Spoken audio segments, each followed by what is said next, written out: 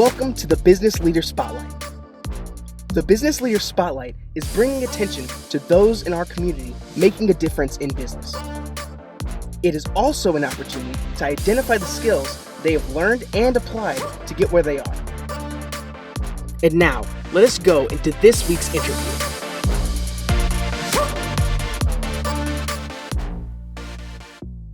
Welcome to the Business Leader Spotlight. I'm your host, Mike Butler. This week, we're going to be doing a review of one of our past interviews with Greg Aguilar. So in reviewing the interview and looking for the different nuggets of truth and information to share with you, I felt a little awkward because having to review an interview. And I don't know if you've ever felt this way. It was like getting up and looking at yourself in the mirror after a long night of sleep. You know you're going to see things out of place, but you're not sure what. So I built up the courage to look at myself and look at the interview. And after I got past picking out my mistakes, errors, and things I wanted to say better, like this one, I came across a couple of topics that I thought would be interesting to review with you. The first one is letting go of your dream, or the process of reinvention and rediscovery. We've all had those hopes and those dreams be dashed, where we don't get accepted, or we don't pass the test, or we just let it go by because we don't want to put the time and the effort into it.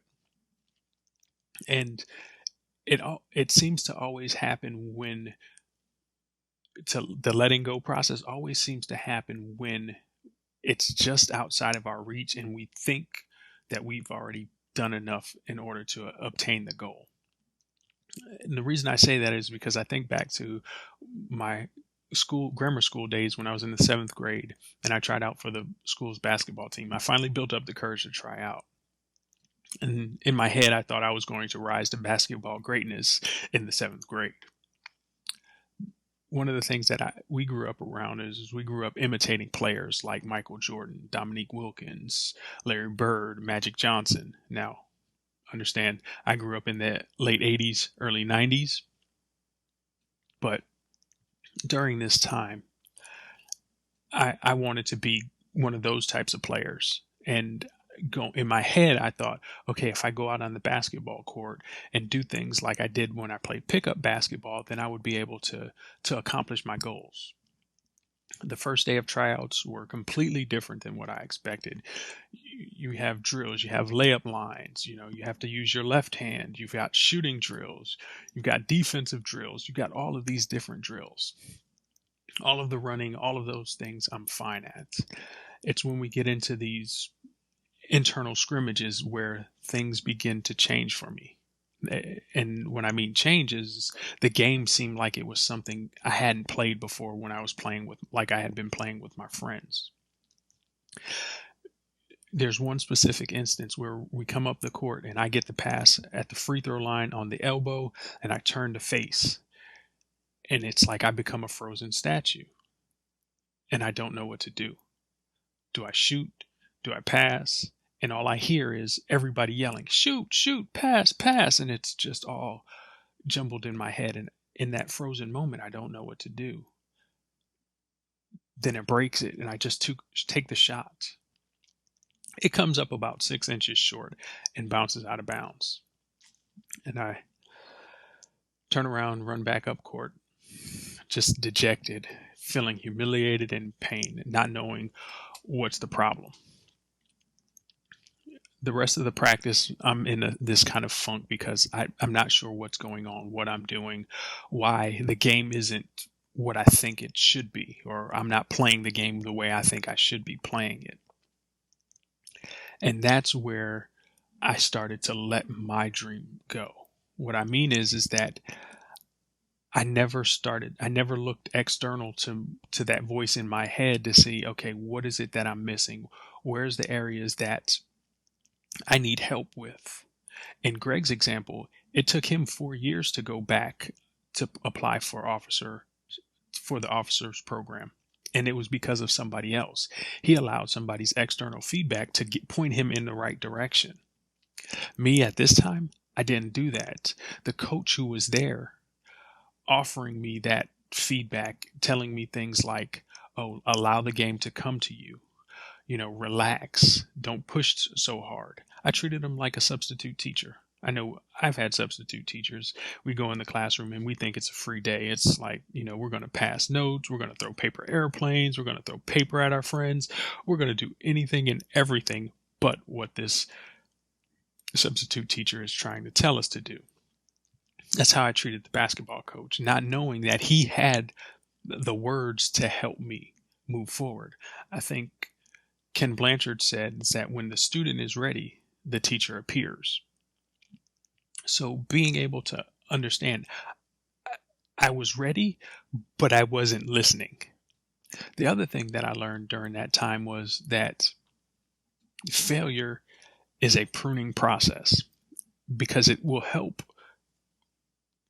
nourish your dreams for the future. What I mean, and this one is, I couldn't even understand it as a seventh grader, is that pruning process, you have to cut off some things that aren't serving you, that aren't providing life to your dreams. It's like the rose bush. We've seen rose bushes in the off season, in the fall and in the winter. They look all stumpy and cut over and they just look horrible. However, in the summertime, when they're in full bloom, the beauty of those roses, it seems like, it seems like they come to life.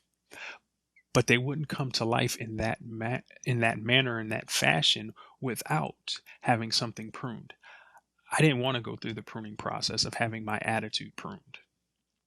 I didn't want to have the pruning process of being told, okay, I don't know everything and I don't do everything right, being addressed by somebody who I didn't really know.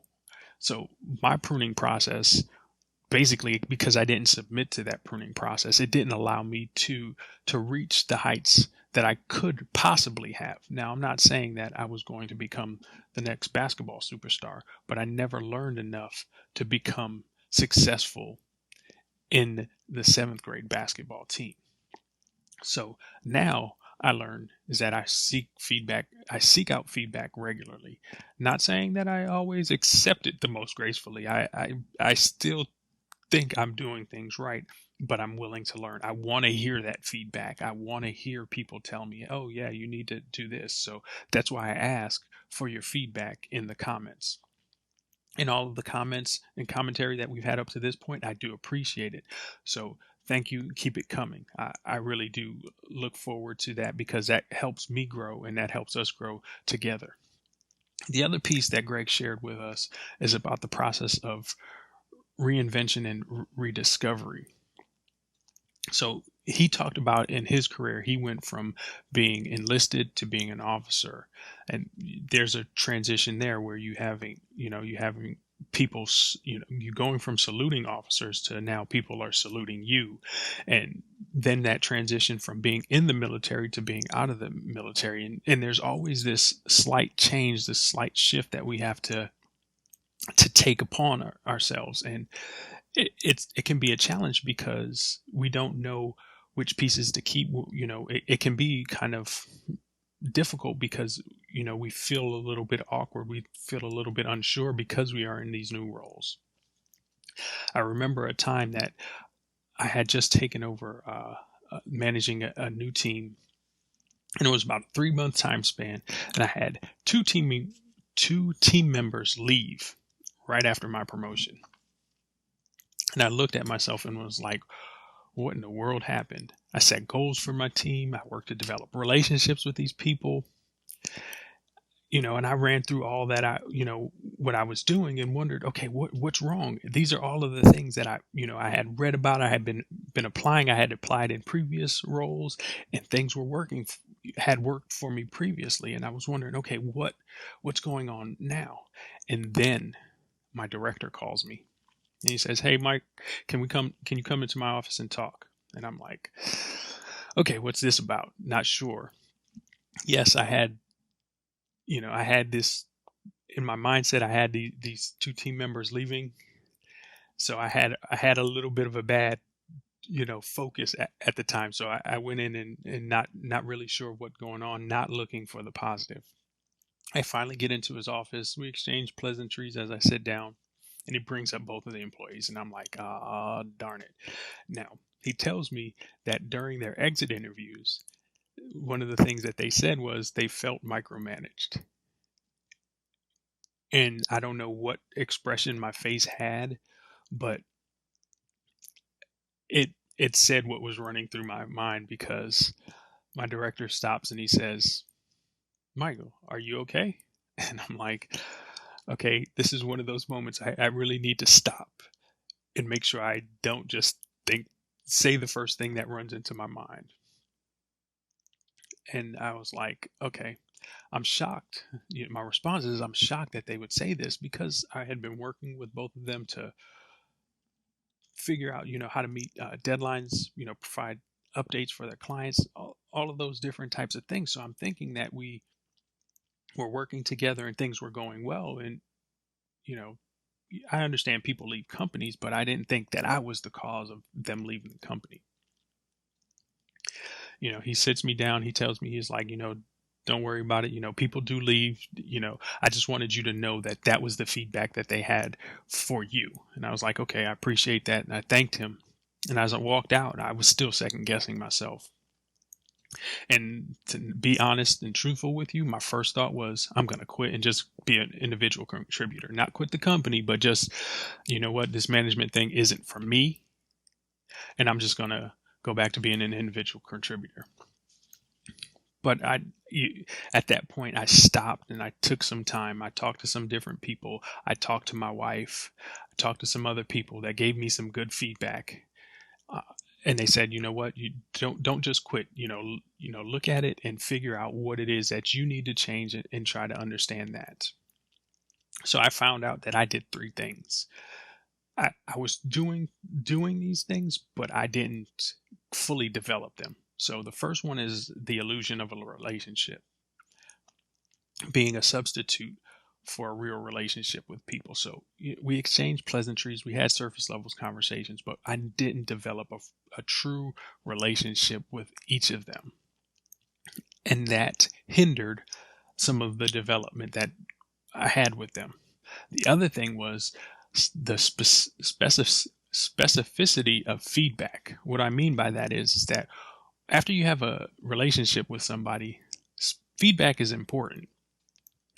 But the most beneficial feedback is providing very specific feedback. Now, I know the difficult part of that is specific feedback is the most uncomfortable feedback, because it talks about very specific actions and behaviors that people do. Now, my recommendation is 5 positive pieces of feedback for every 1 negative piece of feedback. Our people that work on our teams, that work around us, they're craving feedback. So there are more examples of positive feedback than there are negative feedback. It's just that we see negative feedback more quickly, and we tend to focus on that either to the point that that's all we talk about, or we don't talk about anything. The other thing was being transparent. It's in the military, it's stated as leader's intent. Simon Sinek says it's starting with your why. However you decide to explain it, giving people an understanding of why they're doing why you're asking them to do what you're asking them to do. Because without that, those 3 things in my instance, without reinventing myself and learning that, okay, a relationship is more than just, hey, good morning, how you doing? Being able to offer specific feedback and transparency of why, without that process of reinvention for myself, I couldn't have made the transitions and jumps with the teams that I did after those processes. Now, after I did this little self-evaluation reinvention of myself, that team that I worked with then became the most high performing team that we have that's supporting large clients, within the organization. Now, the company that I worked for was over about 7,000 employees. We were the highest performing team in terms of metrics that you have. We grew revenue for the organization. We resolved cases. We had 2 of the top case closers for the organization on one team. So that process helped to develop that. Now, taking nothing away from the employees themselves because they did the work, it was me changing myself to get out of their way so they can be successful. So I had to reinvent and rediscover myself because I lost track. I was on the path, but I stopped doing some of the specific actions. Now, a video is great. There's great things being shared, but it's not going to be as impactful for us if we don't ask ourselves some questions. So some questions about your dream. Is it worthy of you giving your life to achieve? So is the dream worthy of you giving your life to achieve that dream? If the answer is yes, what other dreams do you have to let go? What is the cause of you neglecting your dream? For rediscover reinvention, is what you're doing right now the thing that you want to be doing, and are you doing it the best that you can be doing it? Is what you're doing right now the thing that you want to be doing, and are you doing it the best that you could be doing it right now? What would you rather be doing? This is another question that you would. Is there anything else that you would be rather doing? If so, what is it? And the last question, what are you willing to give to make the change for that process of rediscovery, that process of reinvention? So what are you willing to give for that change? So these questions, take some time, think about your answers in them, because the process of asking questions is going to help you refine and focus yourself on achieving what it is that you want for yourself. So again, this is Michael Butler. I want to thank you for joining us this week on the Business Leader Spotlight. Thank you. Have a great day. Thank you for watching this week's video. I hope you were able to find one thing you can begin to apply to your life today. I would appreciate it if you would like, comment, and subscribe.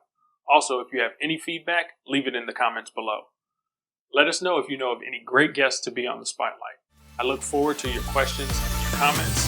Thanks again for watching.